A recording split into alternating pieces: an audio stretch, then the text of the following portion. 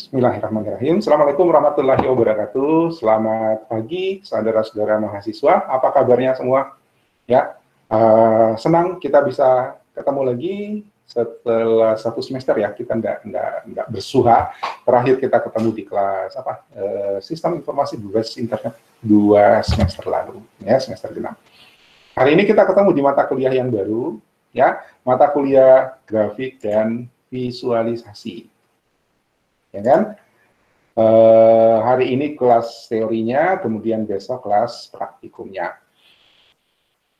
Nah, sebelum kita, hari ini belum kuliah ya, kita baru mau kenal-kenal dulu mata kuliah ini apa sih. Ya, tapi sebelum saya menjelaskan lebih jauh apa sebenarnya yang akan kita pelajari di kuliah ini, dan bagaimana mekanisme perkuliahan kita, saya ingin tahu dulu, apakah Anda sudah punya gambaran tentang kuliah ini? Silakan tulis di chat, kira-kira kuliah ini itu kita bakal bahas apa, belajar apa, ya? Coba tulis di chat, nggak usah ngomong nanti rame, ya. Yang mau ngasih pendapat silakan tulis di chat. Karena bakal rame-rame kan ngasih pendapat, jadi tulis. Kalau satu persatu saya tunjuk, berarti boleh buka mic, ya. Theodorus sudah nulis mendesain web, bukan Theodorus, ya. Wah, ada yang berharap hari ini kita belajar web, bukan. Desain web dan pemrograman web itu semester besok untuk kalian. Ya, di semester ganjil. Semester ganjil kemarin baru selesai angkatan di atas kakakmu ya, kakak angkatanmu, satu angkatan. Nah, kalian baru dapat web, desain web dan pemrograman web itu nanti semester besok, bukan hari ini. Ya.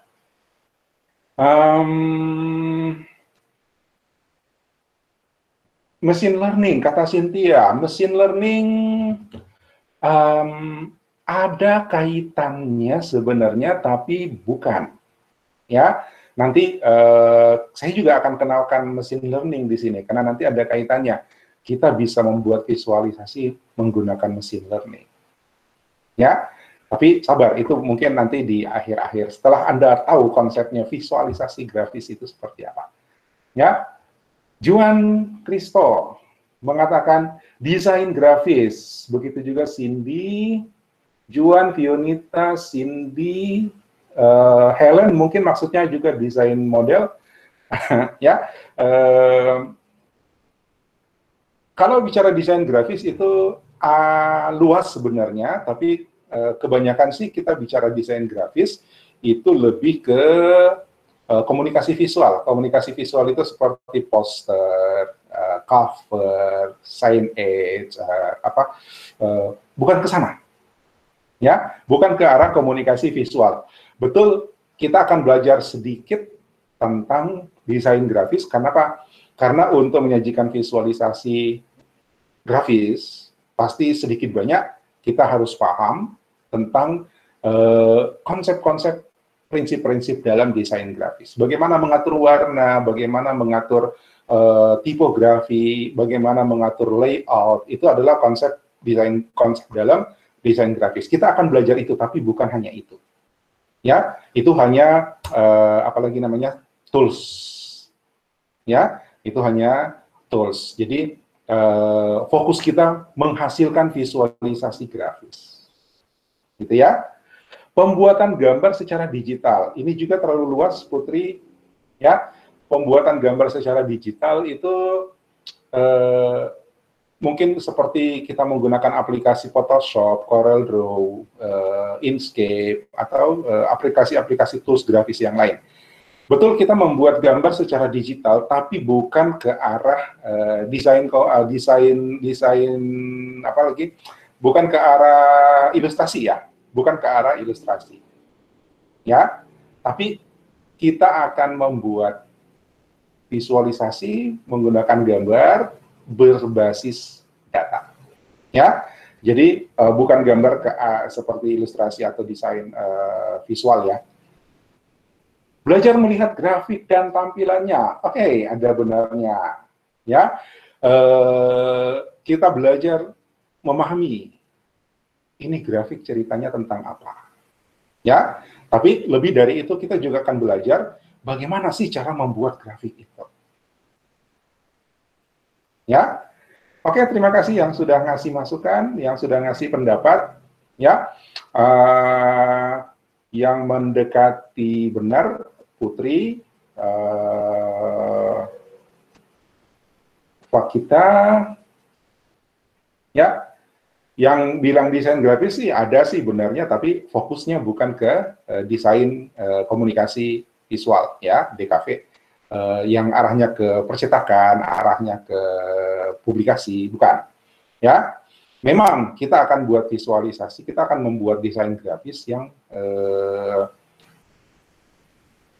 ya visualisasi ya untuk publik akan dipublikasi, tapi bukan intinya di situ, bukan intinya di pembuatan, tapi intinya dari mana sumber, ya, dari mana grafik itu muncul. Itu yang akan jadi fokus kita. Jadi kita membuat grafik cantik, keren, menarik, atraktif,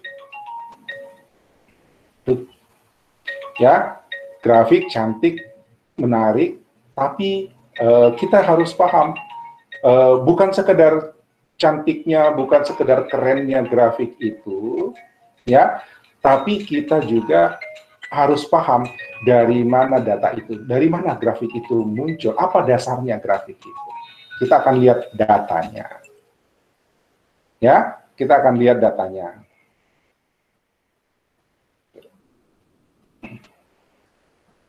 Bentar ya.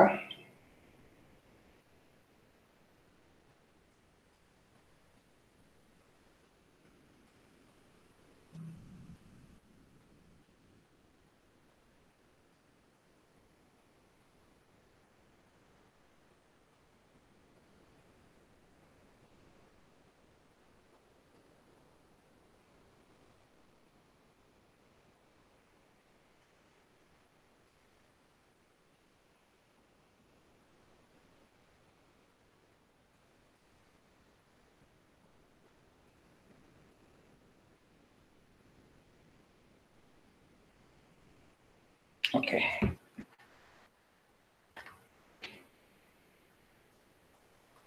Oke. So, kita lihat-lihat dulu. Ya. Apa yang tampil di hadapan Anda sekarang? Grafik dan visualisasi. Oke, layar presentasi ya, grafik dan visualisasi. Oh, saya tidak perlu perkenalkan diri kan? Ya, kita udah ketemu di beberapa mata kuliah sebelumnya. Jadi, Anda sudah tahu lah Sofyan Taif, gitu ya. Oke.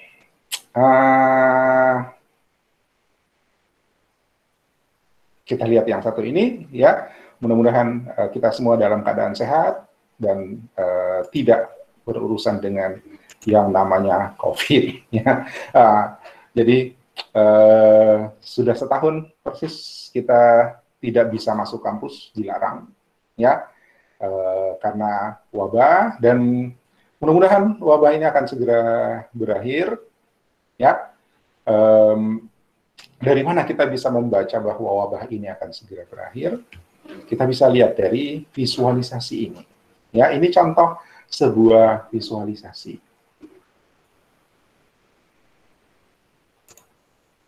Ya, ini contoh sebuah visualisasi. Ini muncul dibangun oleh universitas ini, ya,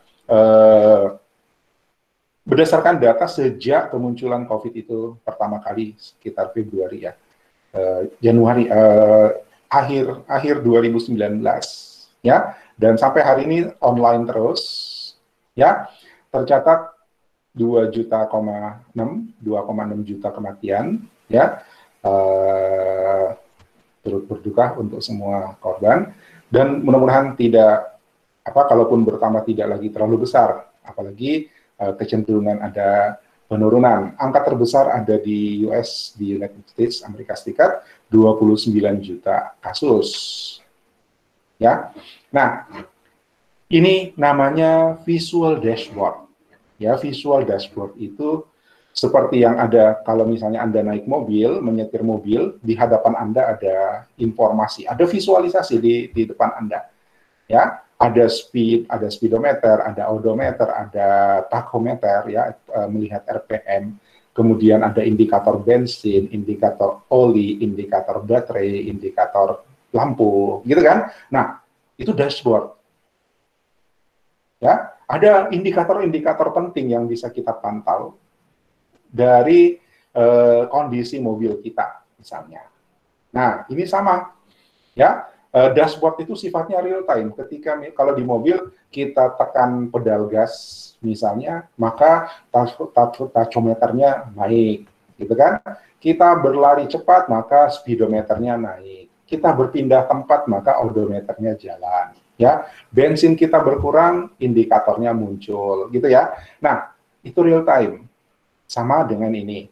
Begitu ada data masuk, maka ini akan terupdate. Ya, itu digital dashboard namanya. Dan ini adalah salah satu bentuk visualisasi. Oke? Ya. Ya. Informasi terakhir, ini tadi pagi ya, ini baru saya ambil tadi pagi, 16 Maret 2021, jam 8. 2.600.000 korban meninggal, ya, total kasus 373, ya, walaupun ada penurunan. Ya, memang COVID ada korbannya, tapi sebenarnya tidak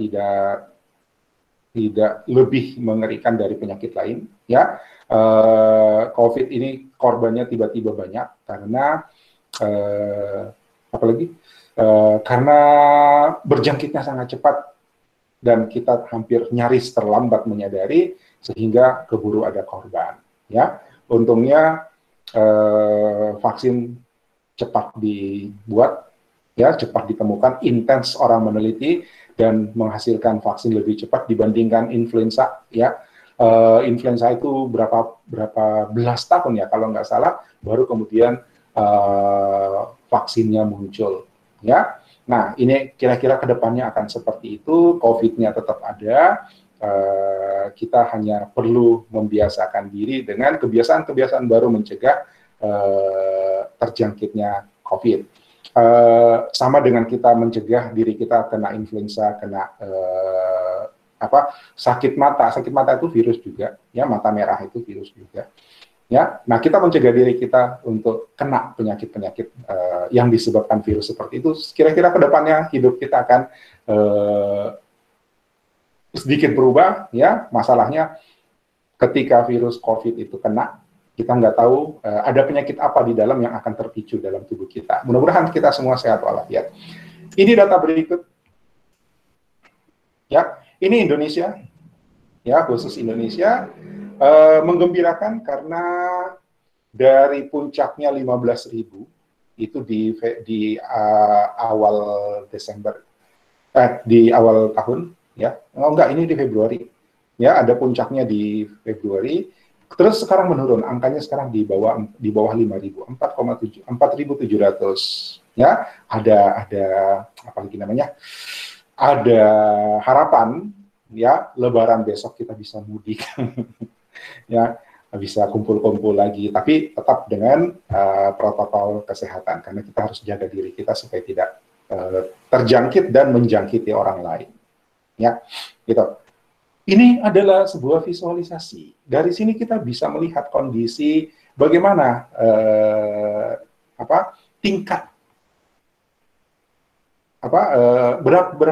bagaimana tingkat kita sebutnya berapa banyak orang yang kena virus, ya, yang terkonfirmasi terjangkiti virus. Dan alhamdulillah ini sekarang turun di angka di bawah 5.000, 4.007. Mudah-mudahan terus menurun. Rata-rata dalam 7 hari adalah 5.600 dan hari ini, 2 hari lalu itu ini 2 hari lalu 4.700. Mudah-mudahan terus menurun. Mudah-mudahan masuk bulan Ramadan bisa ke masjid lagi, ya, bisa salat Idul Fitri lagi, bisa kumpul-kumpul keluarga lagi. Oke, tapi di sisi lain, ini satu visualisasi lagi, ya, satu visualisasi lagi bahwa ini tahun 2017, saya cari versi barunya belum ketemu, ya, artinya 3 tahun lalu, 4 tahun lalu. Kalau tadi, saya kembali ke atas, angka kematian disebabkan oleh COVID selama setahun ini, ya, itu adalah 2.659. Bagaimanapun itu tetap jiwa yang melayang, ya, kita doakan mereka. Tapi sebenarnya yang paling mematikan itu adalah cardiovascular diseases, penyakit jantung. Ya, penyakit jantung itu memakan korban pada tahun 2017 itu 17 juta. Ya, so atas dasar ini saya bukan meremehkan tentang wabah yang sedang kita hadapi, tapi COVID tidak semenakutkan penyakit jantung. Gitu ya. Korbannya 2 juta dan sudah menurun. Kemudian penyakit kardiovaskular itu memakan korban 17 juta orang pada 2017. Ya, cancer 9 juta orang. Ya, gangguan pernapasan 3,9. Ini termasuk tuberkulosis, ya, gangguan paru-paru. Mungkin kalau COVID itu kemudian ini dibikin sumber baru, ya, ini bikin data barunya 2021 barangkali COVID itu masuk di respiratory diseases. Ya, ini 3,9 juta. Ya, jadi dari sini kita langsung punya gambaran. Oh, ternyata COVID bukan yang paling mematikan. Mematikannya karena penyebarannya sangat cepat, sangat mudah menular. Ya, kemudian kita tidak tahu kita kena atau tidak. Kemudian kita tidak tahu kondisi fisik kita sedang ada masalah sehingga begitu kena virusnya ternyata terpicu penyakit yang lain dan kemudian kita menjadi korban. Ya, mudah-mudahan kita semuanya sehat walafiat. Ya, tapi ini adalah gambaran berdasarkan data. Jadi visualisasi itu berdasarkan data. Bukan sekedar membuat grafik cantik. Ini grafiknya nggak terlalu cantik dibanding ini. Ya, bahkan ini kompleks sekali. Tapi bukan cuma ini fokus kita. Ya, kalau kita bicara desain grafisnya, bagaimana kombinasi merah dan hitam ini bisa pop istilahnya ya, bisa begitu kuat di mata kita. Nah, itu desain grafis. Tapi lebih dari itu, dari mana data ini datang? Ya, itu yang jadi kajian kita dalam mata kuliah ini. Ya, jadi grafiknya itu adalah efek sebenarnya. Ya, grafiknya itu adalah hasil, ya.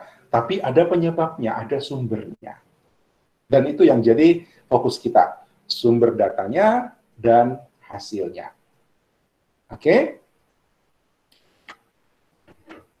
kita lihat lagi. Nah, ini adalah grafik. Ya, ini grafik apa ya, cluster ya, kalau nggak salah grafik cluster. Ya, ini adalah World Happiness Report tahun 2020. Tingkat kebahagiaan ya di dunia. Jadi bundaran-bundaran ini adalah negara, harusnya bisa ditunjuk ya. Ini juga apa animasi ini. Ini sebenarnya online. Ya, cuman karena di screenshot dia jadi beku semua. Ini kalau ditunjuk, ini ketahuan negaranya mana. Ya, warna-warna ini adalah apalagi namanya? Warna-warna ini adalah benua. Ya, warna-warna ini adalah benua. Kemudian dikatakan bahagia itu, ya, dikatakan bahagia itu karena apa? Cukup makan, cukup untuk jalan-jalan, cukup untuk istirahat dan rekreasi gitu ya. Nah, ada kriteria-kriterianya. Kolom pertama ini adalah GDP, ya, penghasilan per kepala, per kapita, ya. Kemudian social support, dukungan sosial, ini per negara ya, ini per negara. Kemudian kesehatan, ya, healthy life experience. Bagaimana mereka mendapatkan pelayanan kesehatan. Kemudian kebebasan, ya, kebebasan memilih. Kalau misalnya kita hidup di negara yang dipimpin oleh diktator misalnya, maka kita tidak bisa memilih, ya, pemilih atau pilihan kita terbatas, ya kan? Gitu.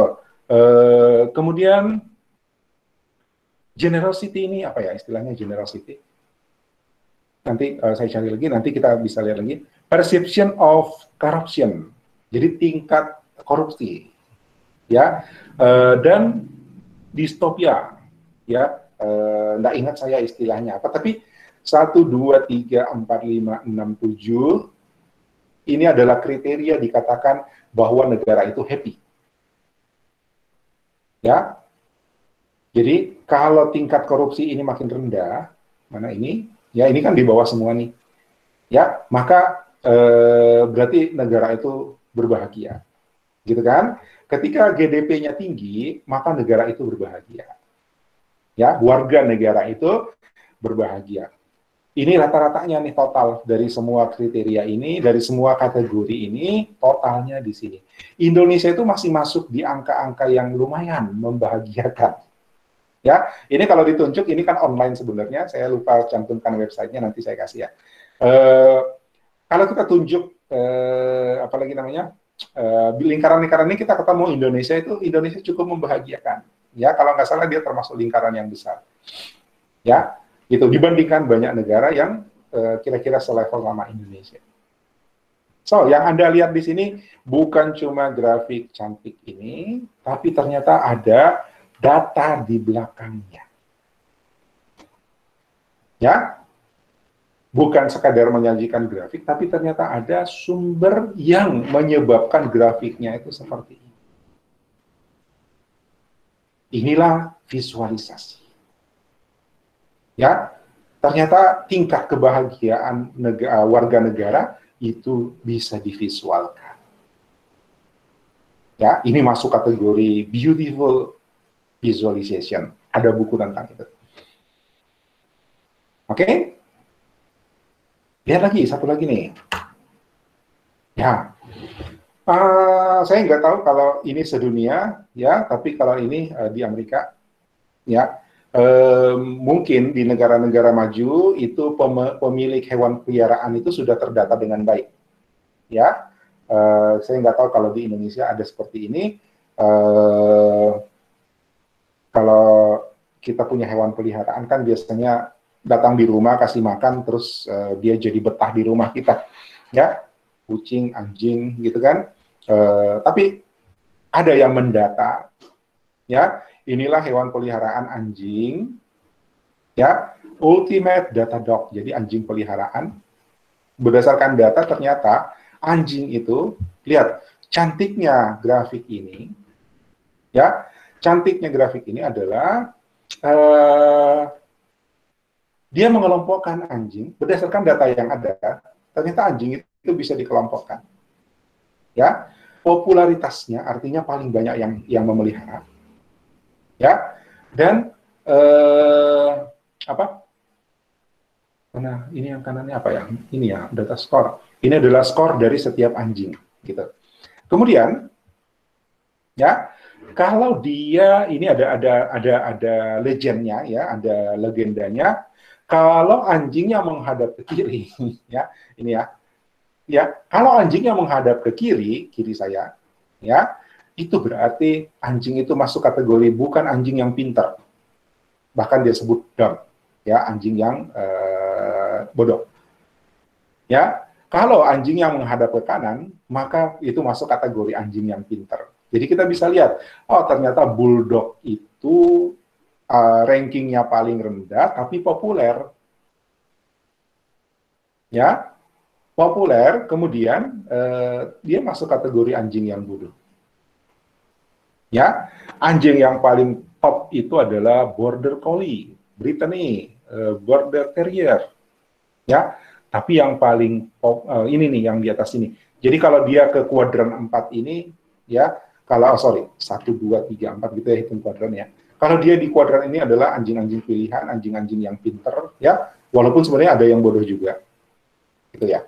Nah, lihat, ternyata urusan memelihara anjing itu bisa divisualkan seperti ini. Ya, sampai fungsi dari hewan ini, ya, ada herding, ada hound, ada non-sporting, ya, ada sporting, ada hewan yang memang dipakai untuk menemani berolahraga, ya, ada yang buat mainan, ya, ada yang buat kerja, kerja itu jaga ternak, jaga, apalagi namanya, membantu polisi, ya, itu seperti itu. Itu dibedakan dengan bentuk anjing dan warna. Ya, kemudian ukurannya, ya, small, medium, large. Jadi ukuran besar kecilnya anjing itu ternyata ukuran besar kecilnya anjing di gambar ini memang disesuaikan dengan ini kategori anjing kecil, anjing sedang, anjing besar. Lihat bagaimana visualisasi dibuat. Ya, satu, selain cantik, juga dua, dia punya data. Ya, data dan visualisasi. Jadi grafik itu tidak melulu seperti ini. Ya, kalau saya bilang grafik, mungkin Anda akan berpikir, "Wow, cuma bikin begini." Ya, "Wow, cuma bikin begini." Kalau bikin di Excel bisa nih. Ya. Oh, saya tanya dulu. Kalian di Excel sudah pernah bikin grafik kan? Di belajar Excel-nya di PLA ya, perangkat lunak aplikasi, itu sampai bikin grafik?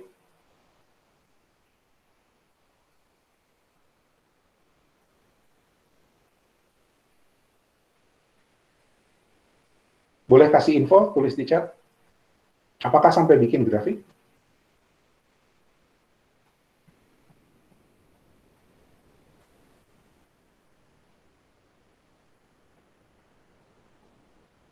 Bikin, oke. Grafik apa, Cindy? Grafik yang simple-simple, oke, kata kita. Grafik apa yang pernah dibuat? Oke, lingkaran, pie chart. Ada lagi?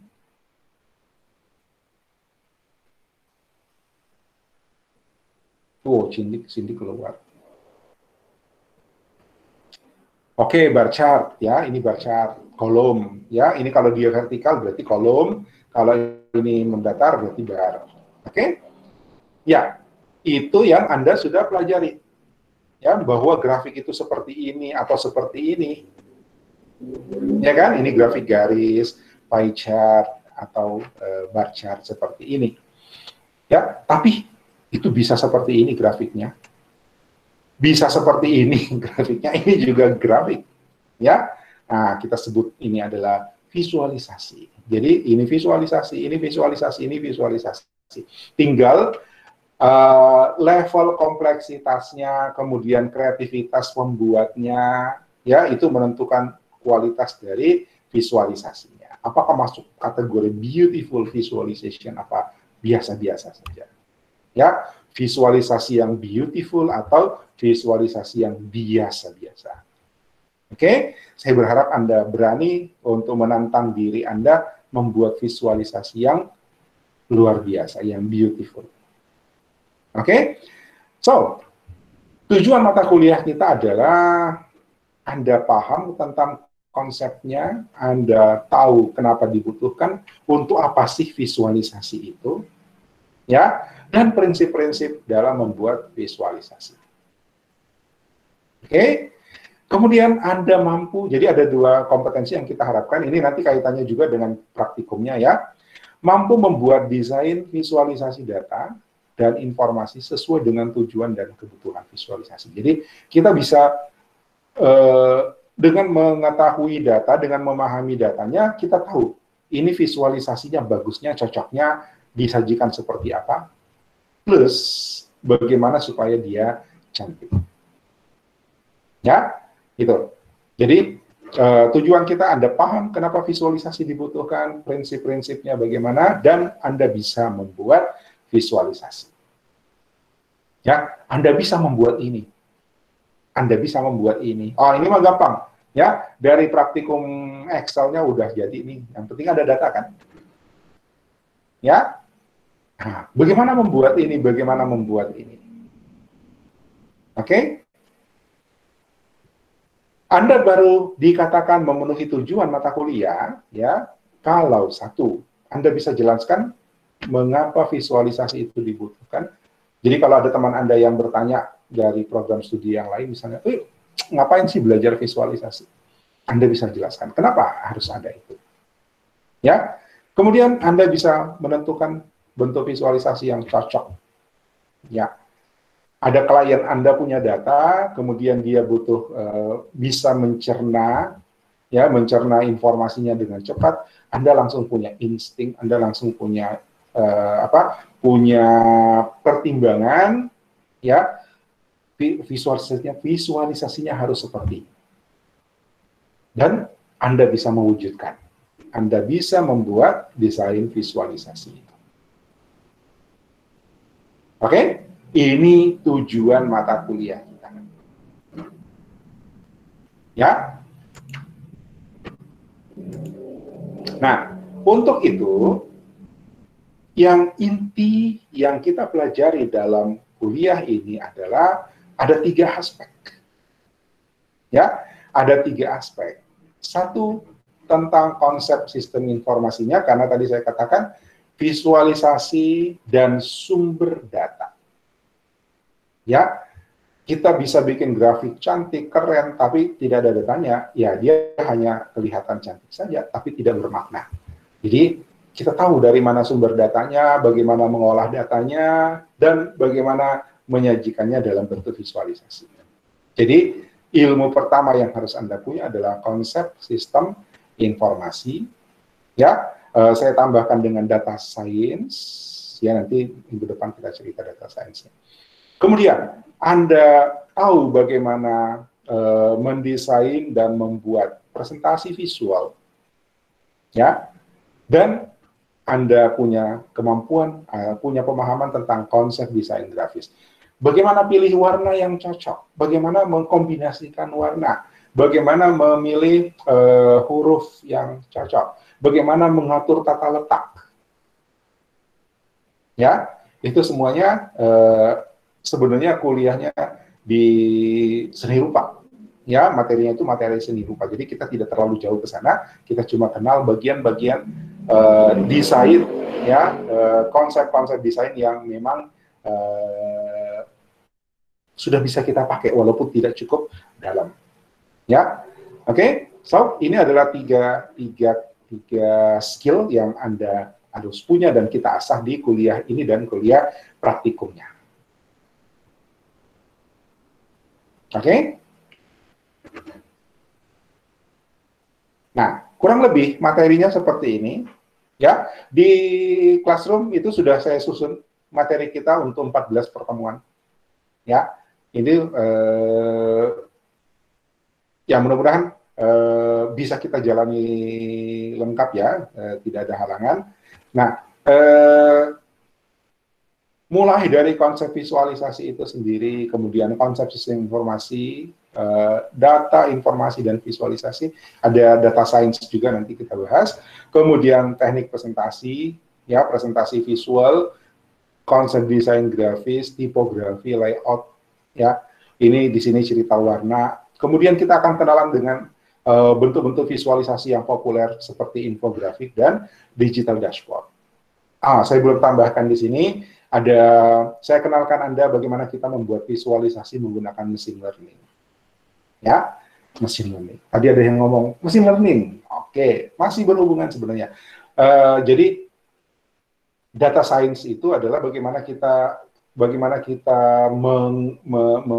mengolah data, ya, mendapatkan sesuatu dari sekumpulan data, ya, menggali makna dari sekumpulan data. Ya, datanya banyak, kemudian kita mencoba mengambil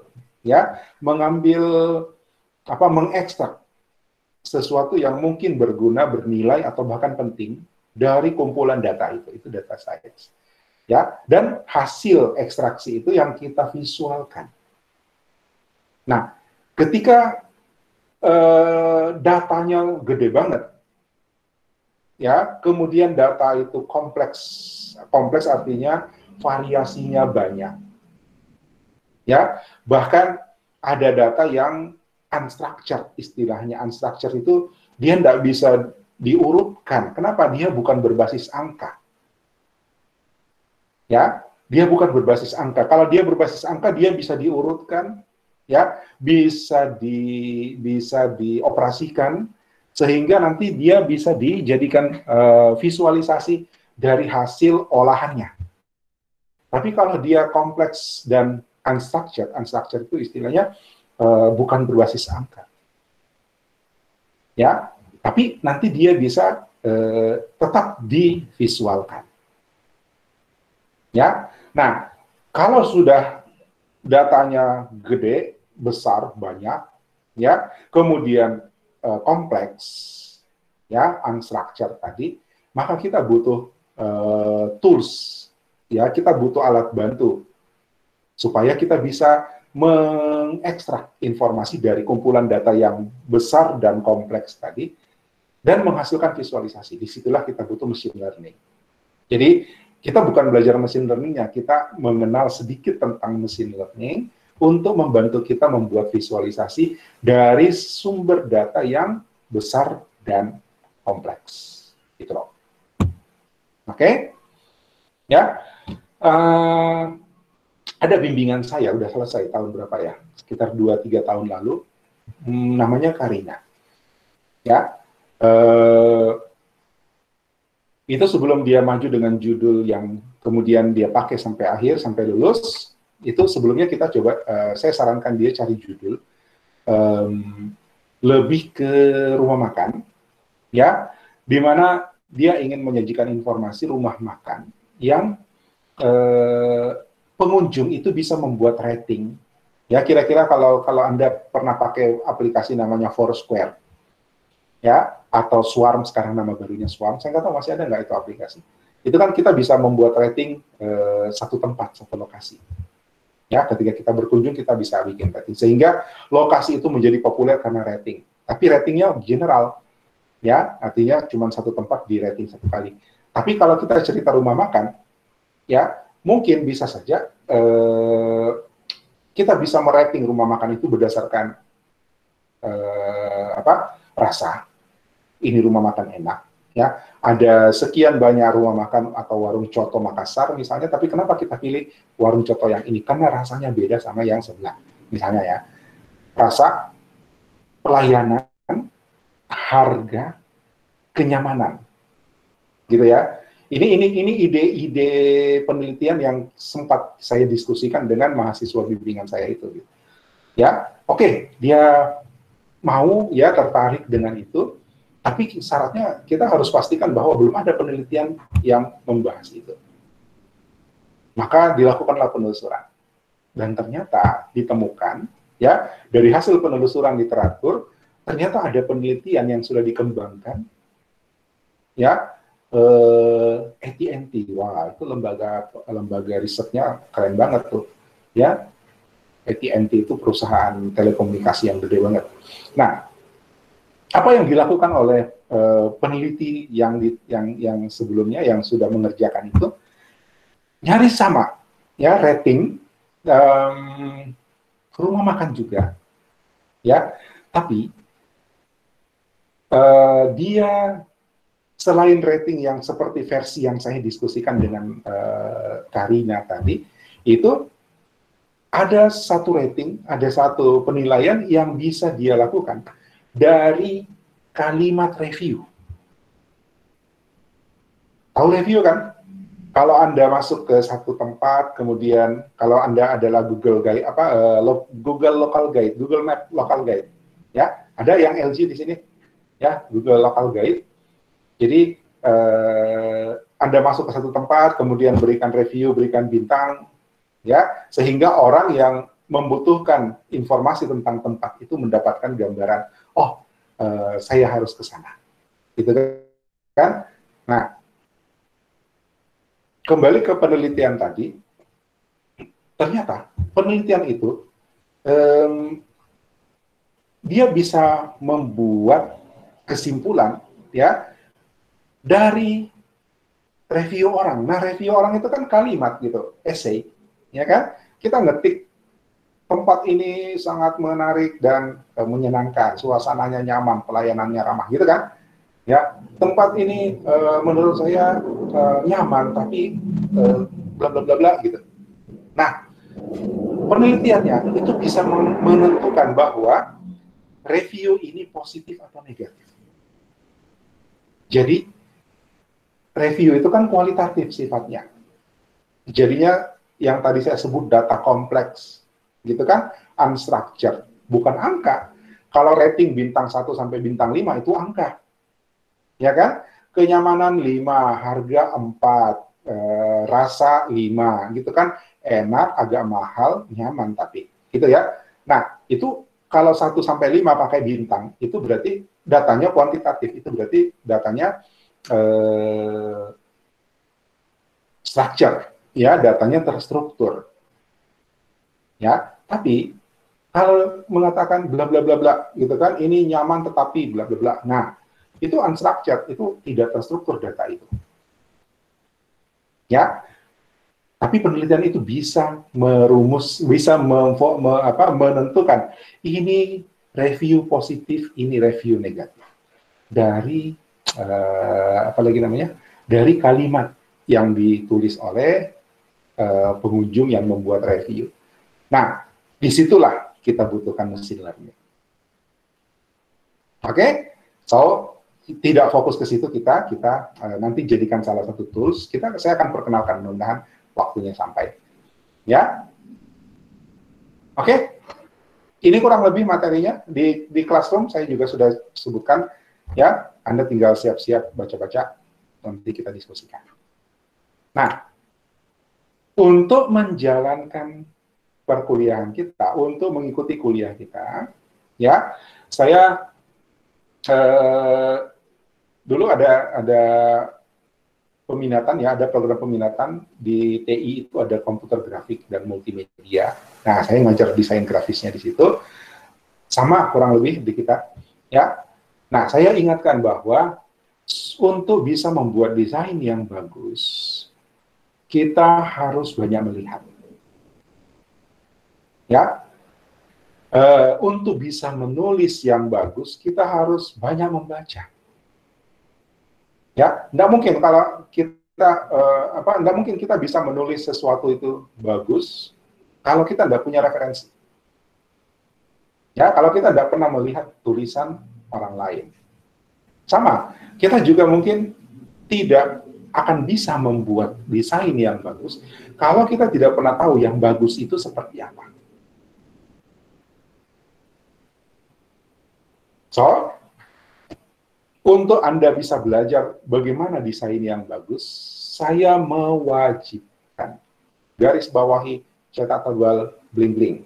Ya, saya mewajibkan weekly insight, wawasan mingguan.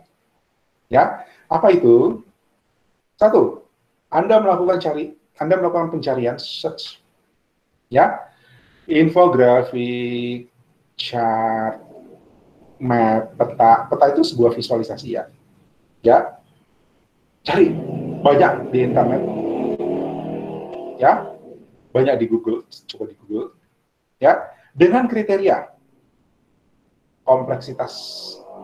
Jadi bukan seperti grafik yang apalagi tadi, grafik yang misalnya grafik ini, ya, bukan cuma yang begini, ini mah biasa, ya, ini juga biasa. Jadi tidak masuk kategori kompleks. Ini kompleks. Ini kompleks. Oke? Jadi kuncinya adalah Anda mencari desain yang tidak biasa, unik, dan menarik. Oke? Cukup satu minggu. Jadi dalam 1 minggu Anda nyari, terus Anda kirim email, ya, ambil grafik itu, download, ya, terus nanti format JPEG Anda kirim ke email saya. Ya, Anda kirim ke email saya. Oh, nanti saya belum tulis di Classroom, nanti saya kasih keterangan lengkapnya di Classroom ya. Anda kirim ke email saya, termasuk nanti subjek emailnya harus seperti apa. Sebelum kuliah kita, jadi mungkin batasnya adalah 4 jam sebelum kuliah. Jadi kalau kita sekarang kuliahnya jam 10, sebelum jam 6 Anda sudah harus kirim. Ya, yang tidak kirim tidak saya anggap hadir. Jadi daftar hadirnya walaupun Anda sudah absen, nanti saya akan geser, saya akan ganti jadi tidak hadir. Oke? Ya. Jadi tiap minggu Anda kirimkan saya satu visualisasi yang menurut Anda itu kompleks, unik, dan menarik. Tapi dalam email itu bukan cuma gambarnya saja, Anda harus berikan keterangan. Ya, Anda harus berikan keterangan. Kenapa? Pertama, ini memvisualisasikan apa? Ya, jadi Anda bercerita tentang datanya. Visualnya seperti ini, cari tahu ini data apa, dari mana sumber datanya. Ya, sama seperti tadi saya saya menjelaskan ini gitu. Ya toh? Ada sumber datanya. Nah, ini bercerita tentang apa? Oke? Ini bercerita tentang apa? Ya, tentang datanya, kemudian tentang visualnya. Jadi, bagaimana penampakannya? Oke, untuk penampakannya, untuk visualnya, mungkin nanti kalau udah dapat teorinya kan, oh berarti tambah ilmu lagi. Konsep visualnya bisa lebih kaya dibahas. Gitu kan? Ya, saya juga mungkin akan tentukan bahwa, oke, sekarang Anda harus cari grafik yang seperti ini, misalnya. Ya, kalau ketika kita bahas tentang konsep desain grafis monokrom, monokrom itu seperti apa? Nah, saya minta Anda cari visualisasi yang monokrom, misalnya, ya kan? Nah, tapi kalau saya tidak tentukan berarti bebas. Anda bisa setiap minggu kirim cari satu, ya, pelajari grafik itu, pelajari visualisasi itu, kemudian cari datanya, telusuri datanya, dan jelaskan dalam email. Ya, jelaskan dalam email, kemudian kirim ke email saya sebelum jam 6 pagi. Paling lambat jam 6 pagi hari Selasa. Hari Selasa nih ya. Ya, hari Selasa. Saya sudah tidak ingat hari sebenarnya. Oke? Sampai di sini jelas? Nah, nanti dari semua email yang masuk, ya, dari semua email yang masuk, saya akan pilih mana yang menurut saya paling keren. Ya, sesuai penjelasannya juga oke. Ya, itu pasti ada nilainya. Ya, ada nilainya lebih daripada yang lain, dan akan saya minta Anda untuk mempresentasikan itu cerita apa. Ya, kalau tidak dipresentasikan atau tidak sesuai presentasinya, misalnya penjelasannya tidak sesuai, ya gagal dapat nilai keren, ya kan, gagal dapat nilai maksimal, ya, untuk satu. Nanti minggu depan coba lagi. Oke? Tiap minggu Anda cari satu gambar, satu visualisasi, yang kayak tadi contoh-contoh di depan ya. Ya, yang menurut Anda keren, tidak biasa, unik, tapi jelas. Ya, kompleks. Kemudian dikumpulkan, ya, Anda simpan tuh gambar, kemudian kirimkan satu ke saya. Formatnya JPEG ya, JPEG atau PNG, supaya saya bisa langsung lihat ketika buka emailnya. Ya, jangan dikasih link Google Drive, jangan dikasih masuk di Word, terus saya mesti download dan buka Word lagi. Kalau JPEG atau PNG kan langsung terbaca, langsung kelihatan ketika kita buka email kan, ya, itu. Kemudian saya akan pilih yang terbaik, mungkin 2, mungkin 3, ya, atau kalau cuma ada satu ya satu, ya. Untuk nilai maksimal yang saya pilih terbaik itu Anda presentasikan. Anda menjelaskan itu grafik cerita tentang apa, kenapa Anda pilih, uniknya di mana, kerennya di mana. Oke? Ya, jadi teman Anda yang tadinya tidak punya gambaran, ternyata oh iya benar juga. Minggu depan saya akan cari yang keren seperti itu. Tapi nggak boleh sama ya, nggak boleh berulang. Oke, jelas sampai sini? Ada yang mau tanya dulu? Halo, masih ada mahasiswanya? Ya, Pak. Oke, jelas. Thank you. Next. Nah, ini bukan untuk praktikum ya, ini untuk kelas teori. Jadi minggu depan saya minta Anda semua siapkan. Jadi harus ada, ya. Nanti minggu depan saya sweeping dulu. Ya. 1, pensil. 2, pewarna, bisa pensil warna, bisa spidol, marker, atau mau pakai krayon, ya. Enaknya karena kita belajar dari rumah, jadi di rumahmu mungkin ada adiknya yang punya, langsung diculik aja, gitu kan. Kalau kemarin di kampus, ya, waktu kuliah di kampus, saya minta bawa semua, gitu. Ya, ada yang nggak bawa kan susah pengadaannya pada saat kuliah. Tapi kalau sekarang di rumah aja kan biasanya ini berhamburan di mana-mana. Ya, pensil pewarna bebas, mau pensil warna, mau spidol, mau krayon. Ya, kalau pakai cat kan ribet, itu mesti campur air lagi, mesti ngocok-ngocok lagi gitu kan. So, jangan, yang simpel aja. Ya, lalu kertas berwarna. Kertas berwarna, kalau Anda jalan-jalan ke toko Agung, tanya kertas origami. Ya, kertas origami itu bujur sangkar berwarna, ya, satu bungkus itu sudah banyak warna, mungkin cukup kita pakai untuk 1 semester, 1 bungkus. Ya, kertas berwarna, penggaris, gunting, dan stick glue, lem stick, ya, lem yang kayak deodoran, ya, stick glue. Ada yang ya. Oke. Jadi setiap minggu Anda pastikan ini siap di hadapanmu. Ya, setiap minggu Anda mesti pastikan ini siap di hadapanmu. Nanti ada aktivitas yang akan saya arahkan, tapi sebelum aktivitas itu dikerjakan, saya akan sweeping dulu. Apakah betul Anda sudah punya ini? Oke?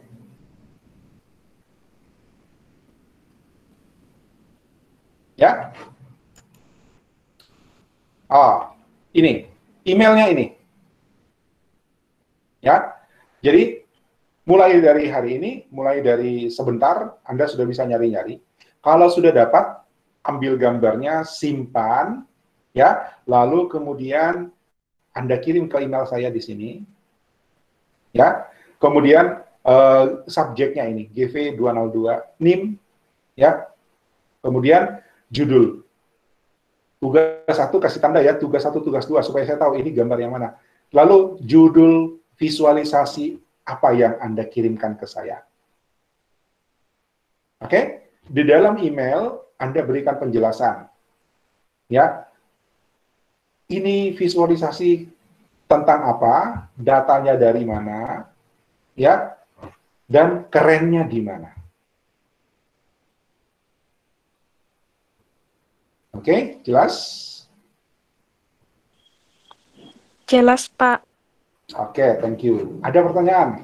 Untuk semuanya, silahkan.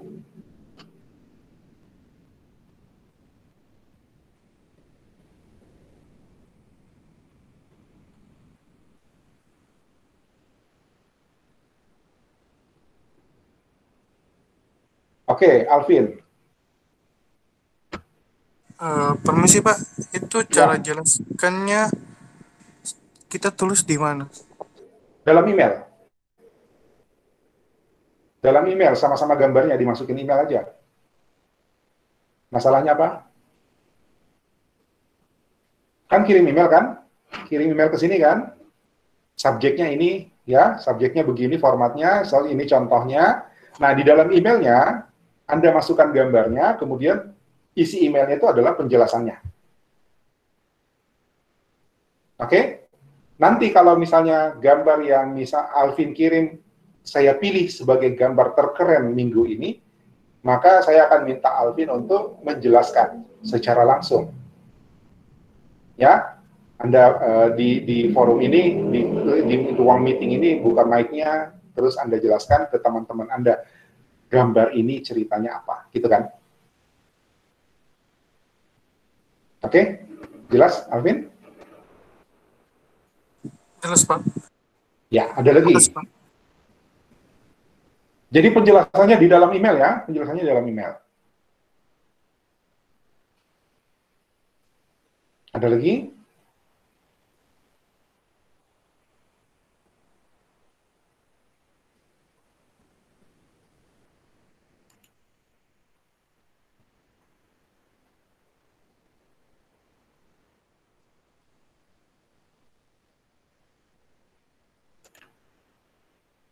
Oke. Oke, kalau tidak ada, nanti kalau masih ada pertanyaan setelah selesai pertemuan kita hari ini, kan bisa ditanyakan di forum.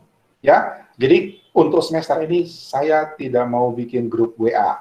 Ya, tidak ada pertanyaan lewat jalur WhatsApp group. Kita manfaatkan, kita maksimalkan forum kita. Ada penilaian ya, saya akan memberi penilaian untuk aktivitas Anda di forum.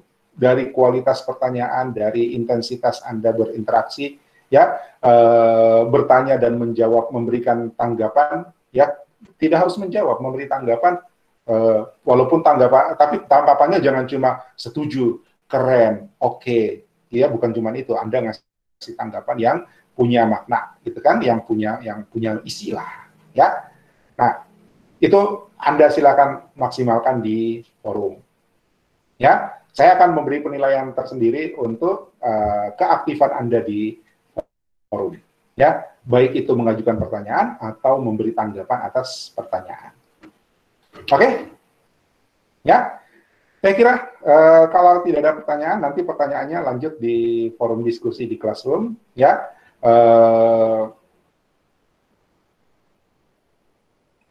Oke, untuk hari ini cukup dulu.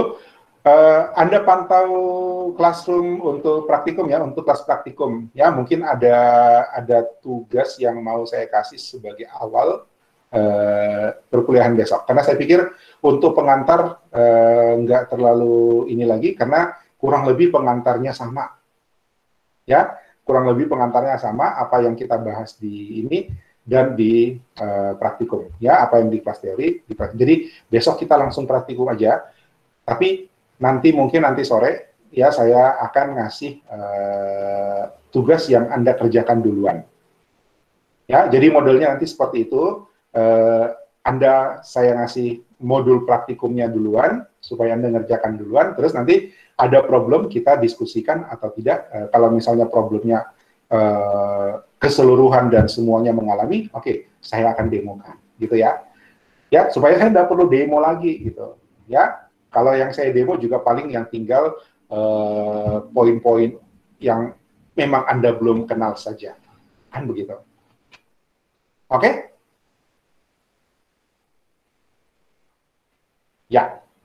Saya kira demikian. Ya. Saya kira demikian pertemuan kita untuk pengantar mata kuliah. Ya. Nanti presentasinya akan saya share di Classroom. Ya, linknya saya kasih di Classroom dalam format PDF. Ya, itulah yang bisa saya sampaikan ya untuk pertemuan perdana kita. Minggu depan kita mulai dengan materi pertama. Ya, dan sekali lagi saya ingatkan, sebentar sore saya akan share di grup di Classroom ya, di Classroom tugas pertama Anda untuk praktikum besok. Oke? Ya. Terima kasih atas perhatian dan kerjasamanya hari ini. Tetap jaga kesehatan, jangan keluar rumah kalau tidak perlu. Kalau terpaksa keluar rumah, pastikan Anda patuhi protokol kesehatan. Baik, sampai ketemu besok. Assalamualaikum warahmatullahi wabarakatuh. Selamat siang.